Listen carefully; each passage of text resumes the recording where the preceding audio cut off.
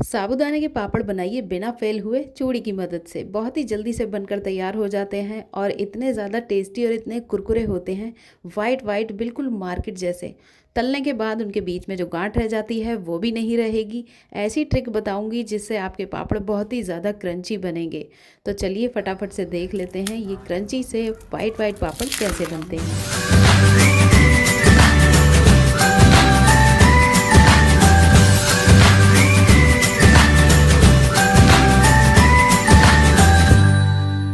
Hello दोस्तों, अस्सलाम वालेकुम। कैसे हैं आप सब? मैं हूँ रश्मि और आप मेरे साथ देख रहे हैं जायका रसोई। दोस्तों, आज हम बनाएंगे साबूदाने के पापड़। तो यहाँ पर मैंने साबूदाने के पापड़ के लिए 1 कटोरी भरकर साबूदाना भिगो दिया था सारी रात। तो यहाँ पर सारी रात हमें साबूदाना भिगोना है। अगर हम कुछ घंटे के लिए भिगोएंगे तो फिर पापड़ उस लेवल के नहीं बनेंगे जैसे कि आप चाहते हैं। बन तो जाएंगे लेकिन तलने के बाद वही है ना कि गांठ बीच में रह जाएगी। तो यहाँ पर हमने पूरी रात इसीलिए भिगोए थे। और इस तरह से आप दबाकर देखें तो बीच में वाइट वाइट छोटी सी गांठ नहीं रहनी चाहिए। अगर है तो फिर आप थोड़ा सा पानी और डालकर साबूदाने को और भिगो दें। तो मैंने यहाँ पर पूरी रात भिगोकर साबूदाना ले लिया है। बहुत अच्छे से फूल गया है और इसमें जो पानी बचा था वो भी निकाल दिया है। तो अब इसमें कुछ नहीं करना, बस हमें थोड़ा सा नमक डालना है। नमक थोड़ा ही डालें क्योंकि फ्राई होने के बाद ना ये बहुत ज़्यादा तेज़ लगने लगता है। तो अच्छे से नमक डाल के हमने इसको मिला लिया है और एक बड़ा सा ढक्कन लिया है या बड़ी सी कोई प्लेट ले लें आप। तो उस पर हमने बिल्कुल हल्का हल्का मामूली सा ऑयल लगा लिया है और चूड़ियों को इस तरह हमने रख दिया है बिल्कुल बराबर बराबर। अब हम क्या करेंगे, 1 चम्मच साबूदाना लेंगे और इन चूड़ियों में रख देंगे इस तरह से, और इस तरह ऊपर से प्रेस करते हुए अच्छे से इनको फैला देंगे ताकि ये अपना जो आकार है वो ले लें और अच्छे से आपस में मिलजुल जाएं। तो इसी तरह से एक एक स्पून हम सारे चूड़ियों में ये साबूदाना रख देंगे और अच्छे से इनको प्रेस कर देंगे, फैला देंगे मतलब। तो सारी चूड़ियों में इसी तरह से हमें रख लेना है ये साबूदाना। आप 1 स्पून से ज़्यादा ना रखें, और स्पून ये मीडियम वाला है जिसे हम रेगुलर यूज़ करते हैं खाने में। तो स्पून छोटा या बड़ा हो सकता है, पर ये आप देख लें ज़्यादा मोटा ना हो, पापड़ चूड़ी की लेवल में आ जाए, इतना मोटा काफ़ी ठीक रहेगा और वो बहुत ही ज़्यादा क्रंची बनेगा तलने के बाद। तो इस तरह से सारे पापड़ हम बना लेंगे। इस तरह से चूड़ियों के बीच एक एक स्पून साबूदाना रख कर अच्छे से इनको मिला देंगे ऊपर से। और फिर बाद में कोई चाकू लेकर उसकी नोक से इस तरह से हम आराम से चूड़ियों को हटा देंगे जिससे कि इनका शेप भी ख़राब ना हो। चाकू की मदद से चूड़ी हटाएंगे तो शेप बिल्कुल ख़राब नहीं होगा, वैसा का वैसा ही रहेगा। आप देख सकते हैं बिल्कुल ऐसा ही है। अब यहाँ पर मैंने क्या किया है, कढ़ाई में पानी गर्म कर लिया है और उस पर एक ये फैला हुआ स्टेनर रख दिया है। आपके पास जैसा भी स्टेनर हो उस हिसाब से आप ये स्टीम कर लें। फिर हमने ये प्लेट जो है इसके ऊपर रख दी है और ऊपर से हम इसको ढक देंगे।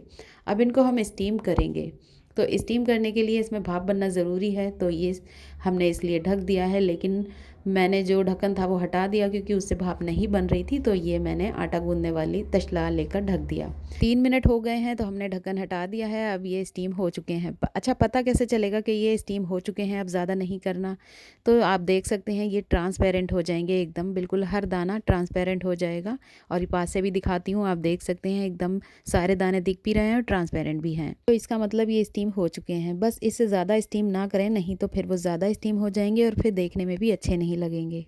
तो हमने एक प्लेट हटा ली है और दूसरी प्लेट पहले ही तैयार करके रखी थी, वो भी फ़ौरन रख दी है। अब इनको थोड़ा सा ठंडा होने देंगे। तो ये ठंडे हो गए हैं। ठंडा होने के बाद ही हम इसे कोई स्पैचुला ले लें सिलिकॉन का, या फिर कोई फैला हुआ चीज़ जिससे करछुली वगैरह उससे हटा लें। इस तरह से बहुत ही आसानी से ये निकल जाते हैं, पर ये काम ठंडा होने के बाद ही करें तभी आराम से निकलेंगे। और फिर बस इसको हमें इस तरह से फैला देना है, इस तरह उलट देना है हमें, वैसा ही नहीं रखना, उलट के रखना है। क्योंकि जब तक ये ठंडे होते हैं तो इनकी ऊपर की पतली लेयर थोड़ी सी ठंडी होकर टाइट हो जाती है, तो इसलिए हमें इसे पलट के रखना है। नीचे की थोड़ी मुलायम रहती है। तो बस इस तरह से निकाल कर पलट पलट कर रखते जाएं। तो सारे पापड़ हम इसी तरह उलट के रखते जाएंगे। ये देखिए हमने काफ़ी सारे पापड़ बनाकर तैयार कर लिए हैं। अब इन्हें 2 से 3 घंटे की धूप लगने के बाद इन्हें पलट देंगे। और देखिए ये मैंने पलट दिए हैं, बहुत अच्छे से सूख चुके हैं, लेकिन मैंने दूसरे बर्तन में ट्रांसफ़र कर लिया है ताकि इन्हें और अच्छे से धूप दिखा सकूं। तो ये सारे पापड़ हमारे सूख गए हैं, बहुत अच्छे से काफ़ी क्रंची हो गए हैं, बहुत अच्छे से इन्हें सुखाना है। सुखाने में थोड़े 3 दिन लग सकते हैं आपको, क्योंकि ये थोड़े हैवी होते हैं, तो इसलिए थोड़ा सूखने में टाइम लेते हैं। तो ये अच्छे से सूख चुके हैं, तो चलिए अब हम इन्हें चलते हैं फ्राई करने। अच्छा, एक बात यहाँ पर और बता दूँ, मैंने कहा था ना अगर ज़्यादा स्टीम कर दिया तो वो ट्रांसपेरेंट से हो जाते हैं। तो ये देखिए, ये वाला जो पापड़ है आप देख सकते हैं, इसका कलर और इसका कलर अलग है। ये ज़्यादा वाइट दिख रहा है आपको और एक ज़्यादा ट्रांसपेरेंट दिख रहा है आपको, तो बस ये फ़र्क होता है। तो हमें सारे पापड़ ऐसे चाहिए साबूदाना जिसमें दिखता हो वाइट वाइट गोल गोल, इसमें नहीं दिख रहा है। तो इसीलिए ज़्यादा स्टीम ना हो, इसके लिए 3 मिनट से ज़्यादा स्टीम ना करें, 2.5 से 3 मिनट इतनी ही स्टीम करें। तो चलिए फिर अब इसको फ्राई करते हैं। तो यहाँ पर हमने कढ़ाई में पहले से ऑयल गरम कर लिया है और अच्छा सा ऑयल गरम है। और ये देखिए, डालने के फ़ौरन बाद ये फूल कर ऊपर आ गए हैं। जब ये फूल कर ऊपर आ जाएं तो इन्हें इस तरह से प्रेस करते हुए थोड़ी देर तक इसी तरह फ्राई करें, ताकि ये अंदर तक अच्छे से फ्राई हो जाएं, कोई भी कच्चा ना बचे कहीं से भी। तो इसी तरह से हमने 2 डाल के देखे कितना बड़ा साइज़ लेते हैं ये, तो काफ़ी बड़े हो गए हैं। अब हमने एक साथ इतने तल लिए हैं, 4 से 5 आराम से तले जा रहे हैं और काफ़ी बड़े हो गए हैं ये। इतने छोटे बने थे, मुझे लग रहा था ज़्यादा फैलेंगे नहीं, लेकिन बहुत अच्छे से फैले हैं और बहुत ज़्यादा क्रंची, बहुत ही ज़्यादा कुरकुरे बनकर तैयार हुए हैं। तलने के बाद इनके बीच में जो गांठ रह जाती है वो भी नहीं है। तो चलिए इसको अब हम तोड़ कर देखते हैं कैसा बना है ये।